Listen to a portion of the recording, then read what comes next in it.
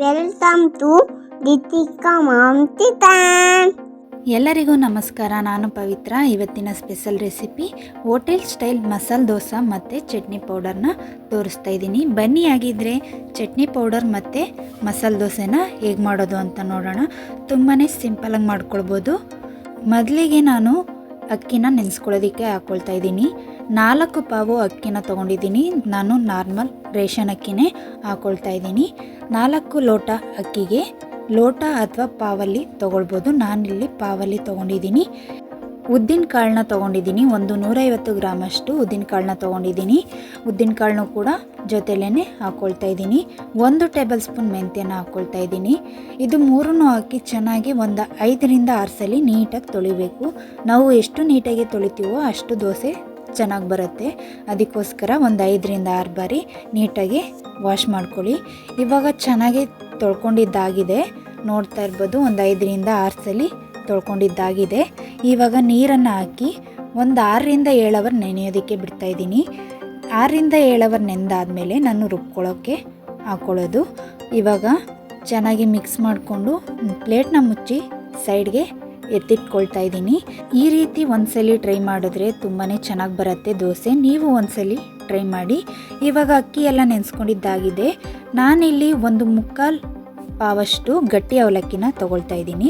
3/4 ಲೋಟ ಗಟ್ಟಿ ಅವಲಕ್ಕಿನ ಒಂದು ಬೌಲ್ಗೆ ಹಾಕ್ಕೊಳ್ತಾ ಇದ್ದೀನಿ. ಇದನ್ನು ಅಕ್ಕಿ ಜೊತೆಲೇ ನೆನೆಸ್ಕೊಳ್ಬಾರ್ದು. ನಾವು ಅಕ್ಕಿನ ರುಬ್ಬೋದು ಒಂದು ಅರ್ಧ ಗಂಟೆ ಅಂತ ನೆನೆಸ್ಕೊಂಡ್ರೆ ಸಾಕು. ಆವಾಗ ಪರ್ಫೆಕ್ಟಾಗಿ ನೆಂದಿರುತ್ತೆ. ಇವಾಗಲೇ ನೆನೆಸ್ಕೊಬಿಟ್ರೆ ತುಂಬ ನೆಂದೋಗ್ಬಿಡುತ್ತೆ, ಅಷ್ಟೊಂದು ಚೆನ್ನಾಗಿರೋದಿಲ್ಲ. ಒಂದು 6ರಿಂದ 7 ಅವರ್ ಆಗಿದೆ, ನೋಡ್ತಾ ಇರ್ಬೋದು.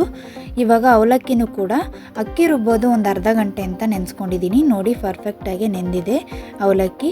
ಈ ಥರ ಕೈಯಲ್ಲಿ ಪ್ರೆಸ್ ಮಾಡಿದ್ರೆ ಕಟ್ಟಾಗಬೇಕು. ಇವಾಗ ಪರ್ಫೆಕ್ಟಾಗಿ ಅವಲಕ್ಕಿ ನೆಂದಿದೆ. ಅಕ್ಕಿನ ತೋರಿಸ್ತಾ ಇದ್ದೀನಿ ನೋಡಿ. ಒಂದು 6ರಿಂದ 7 ಅವರ್ ನೆನೆಸ್ಕೊಳ್ಳೋದಕ್ಕೆ ಇಟ್ಟಿದ್ನಲ್ಲ, ಪರ್ಫೆಕ್ಟಾಗಿ ನೆಂದಿದೆ. ಇವಾಗ ಮತ್ತೆ ಒಂದೆರಡು ಸಾರಿ ವಾಶ್ ಮಾಡ್ಕೊಳ್ತಾ ಇದ್ದೀನಿ. ನೋಡ್ತಾ ಇರ್ಬೋದು, ಈ ರೀತಿ ಚೆನ್ನಾಗಿ ವಾಶ್ ಮಾಡಿ ನೀರೆಲ್ಲ ತೆಗೆದು ಅಕ್ಕಿ ಮತ್ತು ಉದ್ದಿನಬೇಳೆ ಮೆಂತ್ಯನ ನೆನೆಸ್ಕೊಂಡಿದ್ವಲ್ಲ, ನೀರೆಲ್ಲ ತೆಗೆದ್ಬಿಟ್ಟಿದ್ದೀನಿ. ನೋಡ್ತಾ ಇರ್ಬೋದು. ಇವಾಗ ಒಂದು ಮಿಕ್ಸರ್ ಜಾರ್ಗೆ ಹಾಕ್ಕೊಂಡು ನೈಸಾಗಿ ರುಬ್ಕೊಳ್ಬೇಕು. ನಿಮ್ಮ ಹತ್ರ ಗ್ರೈಂಡರ್ ಇದ್ದರೆ ಗ್ರೈಂಡರಲ್ಲೂ ಕೂಡ ರುಬ್ಕೊಳ್ಬೋದು, ತುಂಬಾ ಚೆನ್ನಾಗಿ ಬರುತ್ತೆ. ಇವಾಗ ಸ್ವಲ್ಪ ಅವಲಕ್ಕಿನೂ ಕೂಡ ಜೊತೆಯಲ್ಲಿ ಸೇರಿಸ್ಕೊಳ್ತಾ ಇದ್ದೀನಿ. ಅವಲಕ್ಕಿ ಹಾಕೋದ್ರಿಂದ ತುಂಬ ಚೆನ್ನಾಗಿ ಬರುತ್ತೆ, ಸಾಫ್ಟಾಗೂ ಇರುತ್ತೆ ಮತ್ತು ಕಲರೂ ಕೂಡ ತುಂಬಾ ಚೆನ್ನಾಗಿ ಬರುತ್ತೆ. ನೋಡಿ, ಈ ರೀತಿ ನೈಸಾಗಿ ರುಬ್ಕೊಂಡಿದ್ದೀನಿ. ನಾನು ಎಲ್ಲ ಅಕ್ಕಿನೂ ಇದೇ ರೀತಿ ರುಬ್ಕೊಳ್ತಾ ಇದ್ದೀನಿ. ರುಬ್ಬಿರುವಂಥ ಹಿಟ್ಟನ್ನು ಇವಾಗ ಒಂದು ಪಾತ್ರೆಗೆ ಹಾಕ್ಕೊಳ್ತಾ ಇದ್ದೀನಿ. ನೋಡಿ, ಉಳಿದಿರೋ ಅಕ್ಕಿನೂ ಕೂಡ ಇದೇ ರೀತಿ ರುಬ್ಕೊಂಡು ಹಾಕ್ಕೊಳ್ತಾ ಇದ್ದೀನಿ. ಮಸಾಲೆ ದೋಸೆ ಅಂತೂ ಪರ್ಫೆಕ್ಟಾಗಿ ಬರುತ್ತೆ. ನಾವು ಹೋಟೆಲ್ಗಳಲ್ಲೆಲ್ಲ ತಿಂತೀವಲ್ಲ, ಅದೇ ರೀತಿ ಮಸಾಲೆ ದೋಸೆ ಮನೇಲೇ ಸಿಂಪಲಾಗಿ ಮಾಡ್ಕೊಳ್ಬೋದು.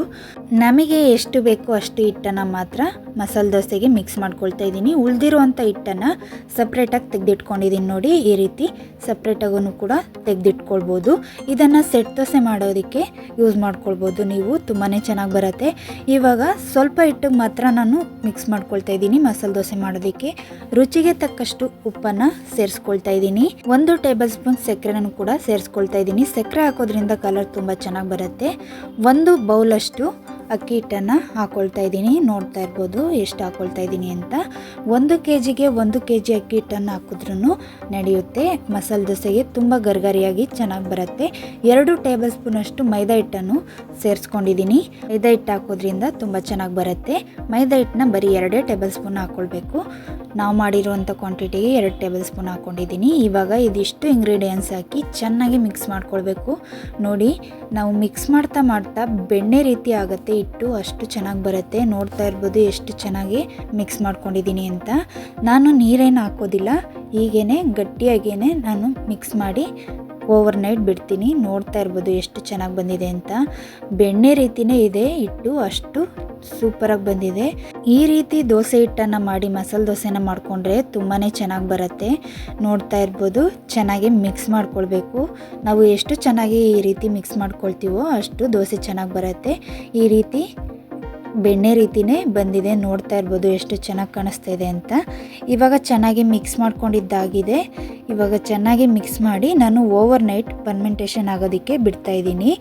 ನಮಗೆ ಎಷ್ಟು ಬೇಕೋ ಅಷ್ಟು ನೋಡಿಕೊಂಡು ನೀರನ್ನು ಹಾಕ್ಕೊಂಡು ಕಲಿಸ್ಕೊಳ್ಬೋದು.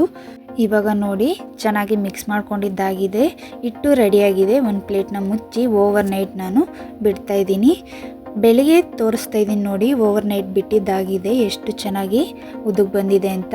ಈ ರೀತಿ ಫರ್ಮೆಂಟೇಷನ್ ಆದರೆ ತುಂಬಾ ಚೆನ್ನಾಗಿ ಬರುತ್ತೆ ದೋಸೆ ಅಂತೂ. ಇವಾಗ ಮಿಕ್ಸ್ ಮಾಡಿ ತೋರಿಸ್ತೀನಿ ನೋಡಿ ಎಷ್ಟು ಚೆನ್ನಾಗಿ ಬಂದಿದೆ ಅಂತ. ಹಿಟ್ಟಂತೂ ತುಂಬಾ ಚೆನ್ನಾಗಿ ಬರುತ್ತೆ. ಹಿಟ್ಟು ಕರೆಕ್ಟಾಗಿದ್ದರೆ ದೋಸೆ ರೆಸಿಪಿ ಅಂತೂ ತುಂಬಾ ಚೆನ್ನಾಗಿರುತ್ತೆ. ನೀವು ಇದೇ ರೀತಿ ಒಂದ್ಸಲಿ ಟ್ರೈ ಮಾಡಿ ಹೇಗೆ ಬಂತು ಅಂತ ನನಗೆ ಕಮೆಂಟ್ನಲ್ಲಿ ತಿಳಿಸಿ. ಇದೇ ರೀತಿ ಯಾವುದಾದ್ರೂ ಹೊಸ ರೆಸಿಪಿ ಬೇಕು ಅಂದ್ರೂ ಕೂಡ ಕಮೆಂಟ್ನಲ್ಲಿ ತಿಳಿಸಿ, ಆದಷ್ಟು ಬೇಗ ಅಪ್ಲೋಡ್ ಮಾಡ್ತೀನಿ. ಆಲ್ರೆಡಿ ನಾನು ದೋಸೆ ಮತ್ತು ಚಟ್ನಿ, ಆಲೂಗೆಡ್ಡೆ ಸಾಗು ರೆಸಿಪಿ ಎಲ್ಲನೂ ಅಪ್ಲೋಡ್ ಮಾಡಿದ್ದೀನಿ. ನಮ್ಮ ಚಾನಲ್ಗೆ ಹೋಗಿ ಚೆಕ್ ಮಾಡ್ಬೋದು. ಇವಾಗ ನೋಡಿ ಚೆನ್ನಾಗಿ ಮಿಕ್ಸ್ ಮಾಡ್ಕೊಂಡಿದ್ದಾಗಿದೆ. ಚೆನ್ನಾಗಿ ಮಿಕ್ಸ್ ಮಾಡಿದ್ದಾದಮೇಲೆ ನಮಗೆ ಎಷ್ಟು ಬೇಕೋ ಅಷ್ಟನ್ನು ಮಾತ್ರ ಮಿಕ್ಸ್ ಮಾಡ್ಕೊಳ್ತಾ ಇದ್ದೀನಿ. ಇನ್ನು ಮಿಕ್ಕಿದ್ದನ್ನು ಸ್ವಲ್ಪ ಎತ್ತಿಟ್ಕೊಳ್ತಾ ಇದ್ದೀನಿ. ನೋಡ್ತಾ ಇರ್ಬೋದು, ನಿಮಗೆ ಕ್ವಾಂಟಿಟಿ ಎಷ್ಟು ಬೇಕೋ ಅಷ್ಟು ನೋಡಿಕೊಂಡು ನೀವು ಮಾಡ್ಕೊಳ್ಬೇಕಾಗತ್ತೆ.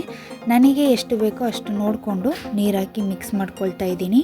ಮಸಾಲೆ ದೋಸೆ ಮತ್ತು ಚಟ್ನಿ ಪೌಡರ್ ರೆಸಿಪಿ ನಿಮಗೆ ಇಷ್ಟ ಆಗಿದ್ದರೆ ನಿಮ್ಮ ಫ್ಯಾಮಿಲಿ ಫ್ರೆಂಡ್ಸ್ಗೂ ಶೇರ್ ಮಾಡಿ, ನಮ್ಮ ಚಾನಲ್ಗೆ ಸಪೋರ್ಟ್ ಮಾಡಿ. ವಿಡಿಯೋನ ಮಧ್ಯೆ ಮಧ್ಯೆ ಯಾರು ಸ್ಕಿಪ್ ಮಾಡಬೇಡಿ, ಫುಲ್ ವಿಡಿಯೋನ ನೋಡಿ ನಮ್ಮ ಚಾನಲ್ಗೆ ಸಪೋರ್ಟ್ ಮಾಡಿ. ಯಾರೆಲ್ಲ ನಮ್ಮ ಚಾನಲ್ನ ಹೊಸದಾಗಿ ನೋಡ್ತಾ ಇದ್ದೀರಾ ಪ್ಲೀಸ್ ಸಬ್ಸ್ಕ್ರೈಬ್ ಮಾಡ್ಕೊಳ್ಳಿ, ಬೆಲ್ ಬಟನ್ನ ಕ್ಲಿಕ್ ಮಾಡೋದನ್ನ ಮರಿಬೇಡಿ. ನೋಡ್ತಾ ಇರ್ಬೋದು, ಸ್ವಲ್ಪ ಹಿಟ್ಟನ್ನು ನಾನು ತೆಗೆದಿಟ್ಕೊಂಡಿದ್ದೀನಿ. ನನಗೆ ಎಷ್ಟು ಬೇಕೋ ಅಷ್ಟನ್ನು ಮಾತ್ರ ಮಿಕ್ಸ್ ಮಾಡಿಕೊಂಡು ನೀರನ್ನು ಸೇರಿಸ್ಕೊಳ್ತಾ ಇದ್ದೀನಿ. ನೋಡ್ತಾ ಇರ್ಬೋದು, ನಾನು ಆಲ್ರೆಡಿ ಉಪ್ಪು ಸಕ್ಕರೆ ಎಲ್ಲ ಹಾಕಿದ್ರೋದ್ರಿಂದ ಮತ್ತೆ ಏನು ಆಗ್ತಾ ಇಲ್ಲ. ಇವಾಗ ನೀರನ್ನು ಸೇರಿಸಿ ನಾವು ದೋಸೆ ಹಿಟ್ಟಿನ ಅದಕ್ಕೆ ಮಿಕ್ಸ್ ಮಾಡ್ಕೊಳ್ಬೇಕು. ದೋಸೆ ಹಿಟ್ಟನ್ನ ಯಾವ ರೀತಿ ಮಾಡ್ಕೊಳ್ತೀವೋ ಆ ರೀತಿ ಮಿಕ್ಸ್ ಮಾಡಿಕೊಂಡ್ರೆ ನಮಗೆ ದೋಸೆ ಹಿಟ್ಟು ಪರ್ಫೆಕ್ಟಾಗಿ ರೆಡಿಯಾಗಿರುತ್ತೆ. ನೀರು ಹಾಕಿ ಮಿಕ್ಸ್ ಮಾಡಿದ್ದಾದಮೇಲೆ ಒಂದು 10 ನಿಮಿಷ ರೆಸ್ಟ್ ಮಾಡೋದಕ್ಕೆ ಬಿಡಬೇಕು. ದೋಸೆ ಮಾಡ್ಕೊಳ್ಳೋದಕ್ಕೂ ಮುಂಚೆ ನಾನು ಚಟ್ನಿ ಪೌಡರ್ನ ರೆಡಿ ಮಾಡ್ಕೊಳ್ತಾ ಇದ್ದೀನಿ. ಸ್ಟವ್ ಮೇಲೆ ಒಂದು ಬಾಣಲೆನ ಇಟ್ಕೊಂಡಿದ್ದೀನಿ. ಅರ್ಧ ಕಪ್ಪಷ್ಟು ಕಡಲೆಬೇಳೆನ ಹಾಕ್ಕೊಳ್ತಾ ಇದ್ದೀನಿ. ಕಡಲೆಬೇಳೆನ ಚೆನ್ನಾಗಿ ಹುರ್ಕೊಳ್ಬೇಕು. ಸ್ವಲ್ಪ ಕಲರ್ ಚೇಂಜ್ ಆಗಬೇಕು, ಅಲ್ಲಿವರೆಗೂ ಚೆನ್ನಾಗಿ ಹುರ್ಕೊಳ್ಬೇಕು. ಈ ಚಟ್ನಿ ಪೌಡರ್ ಅಂತೂ ತುಂಬಾ ಚೆನ್ನಾಗಿ ಬರುತ್ತೆ. ನೀವು ಒಂದ್ಸಲಿ ಚಟ್ನಿ ಪೌಡರ್ನ ಟ್ರೈ ಮಾಡಿ, ತುಂಬಾ ಚೆನ್ನಾಗಿರುತ್ತೆ. ಬರೀ ದೋಸೆ ಇಡ್ಲಿಗೆ ಮಾತ್ರ ಅಲ್ಲ, ಬಿಸಿ ಅನ್ನಕ್ಕೆ ತುಪ್ಪ ಹಾಕ್ಕೊಂಡು ತಿಂದರೆ ತುಂಬಾ ಚೆನ್ನಾಗಿರುತ್ತೆ. ನೋಡಿ ಈ ರೀತಿ ಹುರ್ಕೊಂಡ್ರೆ ಸಾಕು. ಇವಾಗ ಪ್ಲೇಟ್ಗೆ ಹಾಕ್ಕೊಳ್ತಾ ಇದ್ದೀನಿ. ಇವಾಗ ನಾನು ಅದೇ ಕಪ್ಪಲ್ಲಿ ಅರ್ಧ ಕಪ್ಪಷ್ಟು ಉದ್ದಿನ ಬೇಳೆನ ಹಾಕ್ಕೊಳ್ತಾ ಇದ್ದೀನಿ. ಉದ್ದಿನ ಬೇಳೆನೂ ಕೂಡ ಅಷ್ಟೇ ಕಲರ್ ಚೇಂಜ್ ಆಗೋ ತನಕ ಫ್ರೈ ಮಾಡ್ಕೊಳ್ಬೇಕು. ಈ ರೀತಿ ಕೈ ಬಿಡ್ದೇ ಮಿಕ್ಸ್ ಮಾಡ್ಕೊಳ್ತಾನೆ ಇರಬೇಕು, ಇಲ್ಲಾಂದರೆ ಸೀದೋಗೋ ಚಾನ್ಸಸ್ ಇರುತ್ತೆ. ನಾವು ಯಾವುದೇ ಐಟಮ್ನು ಸೀಸ್ಬಾರ್ದು, ಆವಾಗ ಚಟ್ನಿ ಪೌಡರ್ ತುಂಬ ಚೆನ್ನಾಗಿ ಬರುತ್ತೆ. 1 ಟೇಬಲ್ ಸ್ಪೂನಷ್ಟು ಜೀರಿಗೆನ ಹಾಕ್ಕೊಳ್ತಾ ಇದ್ದೀನಿ. ಜೀರಿಗೆ ಹಾಕೋದ್ರಿಂದ ಫ್ಲೇವರು ಮತ್ತು ಟೇಸ್ಟು ತುಂಬಾ ಚೆನ್ನಾಗಿ ಬರುತ್ತೆ. ಈ ರೀತಿ ಚಿಟಪಟ ಅನ್ನೋರ್ಗು ಹುರ್ಕೊಂಡ್ರೆ ಸಾಕು. ಬಿಳಿ ಎಳ್ಳನ್ನು ಹಾಕ್ಕೊಳ್ತಾ ಇದ್ದೀನಿ. ಬಿಳಿ ಎಳ್ಳು 2ರಿಂದ 3 ಟೇಬಲ್ ಸ್ಪೂನ್ ಹಾಕ್ಕೊಂಡ್ರೆ ಸಾಕು, ತುಂಬಾ ಚೆನ್ನಾಗಿರುತ್ತೆ. ಬಿಳಿ ಎಳ್ಳು ಹಾಕೋದ್ರಿಂದ ಟೇಸ್ಟು ತುಂಬ ಚೆನ್ನಾಗಿರುತ್ತೆ ಚಟ್ನಿ ಪೌಡರ್, ಅದಕ್ಕೋಸ್ಕರ ಬಿಳಿ ಎಳ್ಳನ್ನು ಕೂಡ ಹಾಕ್ಕೊಂಡಿದ್ದೀನಿ. ಬಿಳಿ ಎಳ್ಳನ್ನು ಹುರಿದಿದ್ದಾಗಿದೆ. ಇವಾಗ ಕರ್ಬೇವನ್ನ ಹಾಕ್ಕೊಳ್ತಾ ಇದ್ದೀನಿ. ಚೆನ್ನಾಗಿ ವಾಶ್ ಮಾಡಿ 4ರಿಂದ 5 ಕಡ್ಡಿ ಕರ್ಬೇವನ್ನ ಚೆನ್ನಾಗಿ ವಾಶ್ ಮಾಡಿ ಇಟ್ಕೊಂಡಿದ್ದೆ. ಕರ್ಬೇವನ್ನ ಹಾಕಿ ಗರ್ಗರಿ ಆಗೋ ತನಕ ಹುರ್ಕೊಳ್ಬೇಕು. ಅದರಲ್ಲಿ ಇರೋ ನೀರಿನ ಅಂಶ ಸ್ವಲ್ಪನೂ ಕೂಡ ಇರಬಾರ್ದು, ಆ ರೀತಿ ಹುರ್ಕೊಳ್ಬೇಕು. ಕರ್ಬೇವನ್ನ ತಿನ್ನೋದ್ರಿಂದ ತುಂಬಾ ಒಳ್ಳೆಯದು ಆರೋಗ್ಯಕ್ಕೆ, ಕಣ್ಣಿಗೆ ಮತ್ತು ಕೂದಲಿಗೆಲ್ಲ ತುಂಬಾ ಒಳ್ಳೆಯದು. ಅದಕ್ಕೋಸ್ಕರ ಕರ್ಬೇವನ್ನ ಆದಷ್ಟು ಬಳಸಿ. ಇವಾಗ ಚೆನ್ನಾಗಿ ಗರ್ಗರಿ ಆಗೋ ಥರ ಹುರ್ಕೊಂಡಿದ್ದಾಗಿದೆ. ಇದನ್ನು ಕೂಡ ಪ್ಲೇಟ್ಗೆ ಹಾಕ್ಕೊಳ್ತಾ ಇದ್ದೀನಿ. ಇವಾಗ ಒಣಗಿದ ಮೆಣಸಿನ್ಕಾಯಿ ಮತ್ತು ಬ್ಯಾಡಗೆ ಮೆಣಸಿನ್ಕಾಯಿನ ತೊಗೊಳ್ತಾ ಇದ್ದೀನಿ. ನೋಡ್ತಾ ಇರ್ಬೋದು, ಒಣಗಿದ ಮೆಣಸಿನ್ಕಾಯಿನ ನೀವು ಖಾರಕ್ಕೆ ತಕ್ಕಷ್ಟು ಹಾಕ್ಕೊಳ್ಬೋದು. ಬ್ಯಾಡಗೆ ಮೆಣಸಿನ್ಕಾಯಿ 10 ಹಾಕ್ಕೊಂಡಿದ್ದೀನಿ. ಒಣಗಿದ ಮೆಣಸಿನ್ಕಾಯಿ 3ರಿಂದ 4 ಹಾಕ್ಕೊಂಡಿದ್ದೀನಿ. ಇವಾಗ ಚೆನ್ನಾಗಿ ಗರ್ಗರಿ ಆಗೋ ತನಕ ಫ್ರೈ ಮಾಡ್ಕೊಳ್ಬೇಕು. ಇದ್ರ ಜೊತೆಲೇ ನಾನು ಬೆಳ್ಳುಳ್ಳಿನ ಹಾಕ್ಕೊಳ್ತಾ ಇದ್ದೀನಿ. 1 ಗೆಡ್ಡೆ ದೊಡ್ಡ ಸೈಜ್ ಬೆಳ್ಳುಳ್ಳಿನ ತೊಗೊಂಡಿದ್ದೆ. ಬೆಳ್ಳುಳ್ಳಿಲಿರೋಂಥ ಸಿಪ್ಪೆನ ತೆಗೆದು ಇವಾಗ ಹಾಕ್ಕೊಳ್ತಾ ಇದ್ದೀನಿ.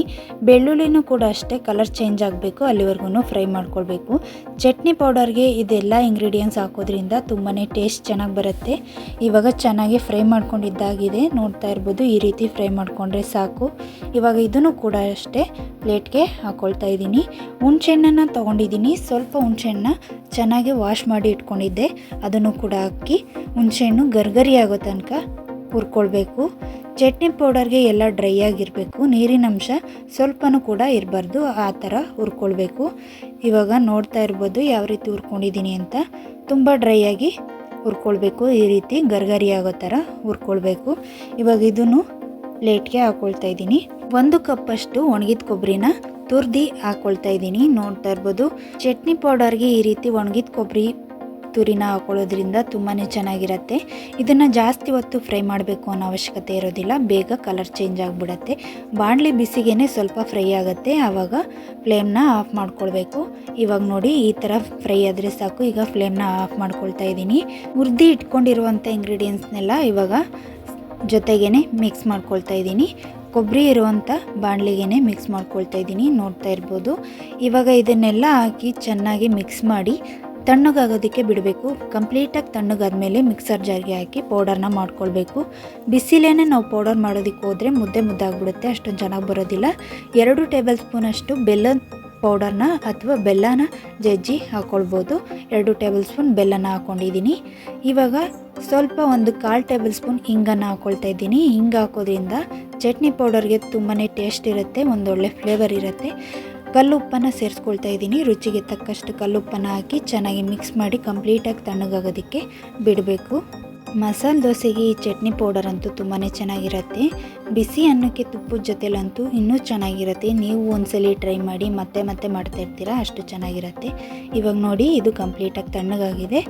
ಇವಾಗ ಮೊದಲಿಗೆ ಮೆಣಸಿನ್ಕಾಯಿನ ಹಾಕಿ ಪೌಡರ್ನ ಮಾಡ್ಕೊಳ್ತಾ ಇದ್ದೀನಿ. ಮೆಣಸಿನ್ಕಾಯಿನ ಮೊದಲು ಪೌಡರ್ ಮಾಡೋದ್ರಿಂದ ಮಿಕ್ಕಿದ ಇಂಗ್ರೀಡಿಯೆಂಟ್ಸ್ ಎಲ್ಲ ಬೇಗನೆ ನೈಸ್ ಆಗುತ್ತೆ. ಅದಕ್ಕೋಸ್ಕರ ಮೆಣಸಿನ್ಕಾಯಿನ ಮೊದಲು ಪೌಡರ್ನ ಮಾಡ್ಕೊಳ್ತಾ ಇದ್ದೀನಿ. ಈ ಪೌಡರ್ ಎಲ್ಲ ಆದಮೇಲೆ ಇನ್ನು ಮಿಕ್ಕಿರುವಂಥ ಇಂಗ್ರೀಡಿಯೆಂಟ್ಸ್ನ ಹಾಕಿ ನೈಸಾಗಿ ಪೌಡರ್ನ ಮಾಡ್ಕೊಳ್ಬೇಕು. ತುಂಬ ನೈಸು ಅಲ್ಲ, ತುಂಬ ತರಿನೂ ಅಲ್ಲ, ಆ ರೀತಿ ಚಟ್ನಿ ಪೌಡರ್ನ ಮಾಡ್ಕೊಳ್ಬೇಕಾಗತ್ತೆ. ತುಂಬ ನೈಸ್ ಆದ್ರೂ ಚೆನ್ನಾಗಿರೋದಿಲ್ಲ, ತುಂಬ ತರಿ ಆದ್ರೂ ಚೆನ್ನಾಗಿರೋದಿಲ್ಲ. ಒಂದು ಹದವಾಗಿದ್ರಂತೂ ತುಂಬಾ ಚೆನ್ನಾಗಿರುತ್ತೆ ಚಟ್ನಿ ಪೌಡರ್. ನೋಡ್ತಾ ಇರ್ಬೋದು ನಾನು ಯಾವ ರೀತಿ ರುಬ್ಕೊಂಡಿದ್ದೀನಿ ಅಂತ. ಎಲ್ಲನೂ ಇದೇ ರೀತಿ ರುಬ್ಬಿ ನಾನು ಅದೇ ಬಾಣಲಿಗೆ ಸೇರಿಸ್ಕೊಳ್ತಾ ಇದ್ದೀನಿ. ನಾನು 2 ಸಲ ಹಾಕ್ಕೊಂಡು ರುಬ್ಕೊಂಡಿದ್ದೆ. ಇವಾಗ ಚೆನ್ನಾಗಿ ಮಿಕ್ಸ್ ಮಾಡ್ಕೊಳ್ಬೇಕು. ನೋಡಿ ಕಲರನ್ನು ಕೂಡ ತುಂಬಾ ಚೆನ್ನಾಗಿ ಬಂದಿದೆ. ನಾನು ಯಾವುದೇ ರೀತಿ ಫುಡ್ ಕಲರ್ನ ಹಾಕಿಲ್ಲ, ಆದ್ರೂ ಕಲರ್ ನೋಡಿ ಎಷ್ಟು ಚೆನ್ನಾಗಿ ಬಂದಿದೆ ಅಂತ. ಬ್ಯಾಡಗೆ ಮೆಣಸಿನ್ಕಾಯಿ ಹಾಕೋದ್ರಿಂದ ಕಲರ್ ತುಂಬ ಚೆನ್ನಾಗಿ ಬರುತ್ತೆ, ಅದಕ್ಕೋಸ್ಕರ ಬ್ಯಾಡಗೆ ಮೆಣಸಿನ್ಕಾಯಿನ ಹಾಕ್ಕೊಂಡಿದ್ದೀನಿ. ಇವಾಗ ಚಟ್ನಿ ಪೌಡರ್ನ ತೋರಿಸ್ತಾ ಇದ್ದೀನಿ ನೋಡಿ ನಾನು ಯಾವ ರೀತಿ ತರಿಯಾಗಿ ನೈಸಾಗಿ ರುಬ್ಕೊಂಡಿದ್ದೀನಿ ಅಂತ. ಚಟ್ನಿ ಪೌಡರ್ ರೆಡಿಯಾಗಿದೆ. ನೋಡಿದ್ರಲ್ಲ ಎಷ್ಟು ಸಿಂಪಲಾಗಿ ಚಟ್ನಿ ಪೌಡರ್ನ ಮನೆಯಲ್ಲೇ ಮಾಡ್ಕೊಳ್ಬೋದು ಅಂತ. ಹೋಟೆಲ್ ಸ್ಟೈಲ್ ಚಟ್ನಿ ಪೌಡರ್ ಮತ್ತು ಮಸಾಲೆ ದೋಸೆನ ಮನೆಯಲ್ಲೇ ತುಂಬಾ ಸಿಂಪಲಾಗಿ ಮಾಡ್ಕೊಳ್ಬೋದು. ಇವಾಗ ದೋಸೆನ ಮಾಡ್ಕೊಳ್ಳೋಣ. ದೋಸೆ ಹೆಂಚು ಚೆನ್ನಾಗಿ ಕಾದ್ಮೇಲೆ ಈ ರೀತಿ ನೀರನ್ನು ಹಾಕಿ ಸ್ವಲ್ಪ ಹೀಟನ್ನು ಕಡಿಮೆ ಮಾಡ್ಕೊಳ್ಬೇಕು. ಇವಾಗ ದೋಸೆ ಹಿಟ್ಟನ್ನು ಹಾಕಿ ಆದಷ್ಟು ತೆಳುವಾಗೇ ದೋಸೆನ ಮಾಡ್ಕೊಳ್ಬೇಕು. ಆವಾಗ ಮಸಾಲೆ ದೋಸೆ ತುಂಬ ಚೆನ್ನಾಗಿ ಬರುತ್ತೆ. ನಮಗೆ ಹೋಟೆಲ್ಗಳಲ್ಲಿ ತಿಂತೀವಲ್ಲ ಅದೇ ರೀತಿ ಫೀಲ್ ಆಗುತ್ತೆ. ಅದೇ ಥರ ಮನೆಯಲ್ಲೇ ಮಾಡ್ಕೊಳ್ಬೋದು. ಇವಾಗ ಮೇಲೆ ಸ್ವಲ್ಪ ಎಣ್ಣೆನ ಹಾಕ್ಕೊಳ್ತಾ ಇದ್ದೀನಿ. ಎಣ್ಣೆ ಬದಲು ತುಪ್ಪ ಅಥವಾ ಬೆಣ್ಣೆನ ಯೂಸ್ ಮಾಡಿ ತುಂಬಾ ಚೆನ್ನಾಗಿ ಬರುತ್ತೆ. ನಾನಿಲ್ಲಿ ಎಣ್ಣೆನ ಯೂಸ್ ಮಾಡಿದ್ದೀನಿ. ಇವಾಗ ನಾವು ಮಾಡಿ ಇಟ್ಕೊಂಡಿದ್ದೀವಲ್ಲ ಚಟ್ನಿ ಪೌಡರು, ಅದನ್ನು ಮೇಲ್ಗಡೆ ಎಷ್ಟು ಬೇಕೋ ಅಷ್ಟು ನೋಡಿಕೊಂಡು ಹಾಕ್ಕೊಳ್ತಾ ಇದ್ದೀನಿ. ನೋಡಿದ್ರಲ್ಲ ಎಷ್ಟು ಸಿಂಪಲಾಗಿ ಮನೆಯಲ್ಲೇ ತುಂಬ ಈಸಿಯಾಗಿ ಮಾಡ್ಕೊಳ್ಬೋದು ಮಸಾಲೆ ದೋಸೆ ಮತ್ತು ಚಟ್ನಿ ಪೌಡರ್ನ ಅಂತ. ನೀವು ಇದೇ ರೀತಿ ಒಂದ್ಸಲಿ ಟ್ರೈ ಮಾಡಿ ಹೇಗೆ ಬಂತು ಅಂತ ನನಗೆ ಕಮೆಂಟ್ನಲ್ಲಿ ತಿಳಿಸಿ. ಇವಾಗ ದೋಸೆ ಚೆನ್ನಾಗಿ ಬೆಂದಿದೆ, ಒಳ್ಳೆ ಕಲರೂ ಕೂಡ ಬಂದಿದೆ. ನೋಡಿ ಎಷ್ಟು ಚೆನ್ನಾಗಿದೆ ಕಲರ್ ಅಂತ, ತುಂಬಾ ಚೆನ್ನಾಗಿ ಬರುತ್ತೆ ಕಲರೂ ಕೂಡ. ಇವಾಗ ದೋಸೆ ರೆಡಿಯಾಗಿದೆ. ನಾನು ಎಲ್ಲ ದೋಸೆಗಳ್ನೂ ಇದೇ ರೀತಿ ಮಾಡ್ಕೊಳ್ತಾ ಇದ್ದೀನಿ. ಆಲ್ರೆಡಿ ನಾನು ಸೆಟ್ ದೋಸೆ ರೆಸಿಪಿನೂ ಕೂಡ ಅಪ್ಲೋಡ್ ಮಾಡಿದ್ದೀನಿ, ನಮ್ಮ ಚಾನಲ್ಗೆ ಹೋಗಿ ಚೆಕ್ ಮಾಡ್ಬೋದು. ಮಸಾಲೆ ದೋಸೆಗೆ ಮಧ್ಯ ಆಲೂಗೆಡ್ಡೆ ಪಲ್ಯ ಇದ್ದರೆ ತುಂಬಾ ಚೆನ್ನಾಗಿರುತ್ತೆ. ಆಲೂಗೆಡ್ಡೆ ಪಲ್ಯ ರೆಸಿಪಿನೂ ಕೂಡ ಆಲ್ರೆಡಿ ಅಪ್ಲೋಡ್ ಮಾಡಿದ್ದೀನಿ, ನಮ್ಮ ಚಾನಲ್ಗೆ ಹೋಗಿ ಚೆಕ್ ಮಾಡಿ. ನೋಡಿ ಎಲ್ಲ ದೋಸೆಗಳ್ನೂ ಇದೇ ರೀತಿ ನಮಗೆ ಎಷ್ಟು ತೆಳು ಬೇಕೋ ಅಷ್ಟು ತೆಳುವಾಗಿ ನಾನು ಮಾಡ್ಕೊಳ್ತಾ ಇದ್ದೀನಿ. ಚಟ್ನಿ ಪೌಡರ್ನೂ ಕೂಡ ಅಷ್ಟೇ, ನಮಗೆ ಎಷ್ಟು ಬೇಕೋ ಅಷ್ಟು ನೋಡಿಕೊಂಡು ಹಾಕ್ಕೊಳ್ಬೇಕಾಗತ್ತೆ. ಈ ಚಟ್ನಿ ಪೌಡರ್ನ ಹಾಕ್ಕೊಂಡು ತಿಂತಾ ಇದ್ರಂತೂ ದೋಸೆಗೆ ತುಂಬಾ ಚೆನ್ನಾಗಿರುತ್ತೆ. ಬಿಸಿ ಅನ್ನಕ್ಕೆ ತುಪ್ಪದಲ್ಲಿ ಅಂತೂ ಇನ್ನೂ ತುಂಬ ಚೆನ್ನಾಗಿರುತ್ತೆ. ನಮಗೆ ಸಾಂಬಾರು ಮಾಡೋಕ್ಕೆ ಇಂಟ್ರೆಸ್ಟ್ ಇಲ್ಲ ಅಂದಾಗ ಈ ರೀತಿ ಅನ್ನಕ್ಕೆ ಚಟ್ನಿ ಪೌಡರು ಮತ್ತು ತುಪ್ಪನ ಹಾಕ್ಕೊಂಡು ತಿಂದರೆ ತುಂಬಾ ಇಷ್ಟ ಆಗುತ್ತೆ. ನೀವು ಒಂದ್ಸಲಿ ಆ ರೀತಿ ಟ್ರೈ ಮಾಡಿ, ನಿಮಗೂ ಕೂಡ ಇಷ್ಟ ಆಗುತ್ತೆ. ಇವಾಗ ಈ ದೋಸೆನೂ ಕೂಡ ರೆಡಿಯಾಗಿದೆ. ಈ ದೋಸೆನೂ ತೆಗಿತಾ ಇದ್ದೀನಿ, ನೋಡ್ತಾ ಇರ್ಬೋದು. ಎಲ್ಲ ಸೈಡೂ ಚೆನ್ನಾಗಿ ಬೇಯಿಸ್ಕೊಳ್ಬೇಕು, ಆವಾಗ ಕಲರು ತುಂಬ ಚೆನ್ನಾಗಿ ಬರುತ್ತೆ. ಮಸಾಲೆ ದೋಸೆ ಚಟ್ನಿ ಪೌಡರ್ ರೆಡಿಯಾಗಿದೆ. ನಾನು ಪ್ಲೇಟ್ಗೆ ಸರ್ವ್ ಮಾಡ್ಕೊಳ್ತಾ ಇದ್ದೀನಿ.